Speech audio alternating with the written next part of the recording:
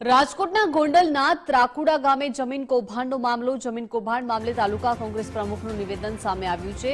આ કૌભાંડ માત્ર એક તલાટી મંત્રી ન કરી શકે। તલાટીને બલીનો બકરો બનાવવામાં આવ્યો। કૌભાંડના મોટા મગરમચ્છોને બચાવવામાં આવ્યા। સરપંચ સભ્યો ટીડીઓ સહિતના લોકોની મિલીભગત છે। સમગ્ર કૌભાંડમાં તટસ્થ તપાસની કોંગ્રેસ દ્વારા માંગ કરાઈ। આજના ન્યૂઝમાં એવું પણ આવેલું છે કે અત્યારના હાલના જે ટીડીઓ છે તેમને આ કૌભાંડની જાણ હતી અને તલાટી મંત્રીની એવી વાત છે કે તલાટી મંત્રી આમાં મુખ્ય રોલ છે, પરંતુ ફક્ત એક તલાટી મંત્રીથી અવળું મોટું કૌભાંડ શક્ય નથી। સરપંચ, એની બોડી, તાલુકા પંચાયતના કર્મચારી, તત્કાલીન તાલુકા પંચાયતના અધિકારી બધાની મિલીભગત હોવી બને છે આમાં।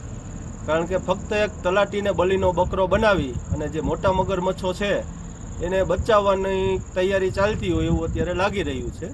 અને કલેક્ટર સાહેબની આજની બાઇટમાં પણ એવું જોવા મળ્યું કે તલાટી મંત્રી જવાબદાર, પરંતુ એ શક્ય નથી કે એક તલાટી મંત્રી અવળું મોટું કૌભાંડ કરી શકે। અને તમે વિચાર તો કરો કે કૌભાંડ તો કર્યું, પણ અધિકારીઓને પર ચોરસ મીટરે 300 રૂપિયા એક્સ્ટ્રા લાંચ આપી એ સાબિત કરવા માટે કે આ સાચું છે। એટલે પ્રજાના માનસમાં એવું છે કે જો અધિકારી લાંચ લે તો કાર્ય સાચું કહેવાય।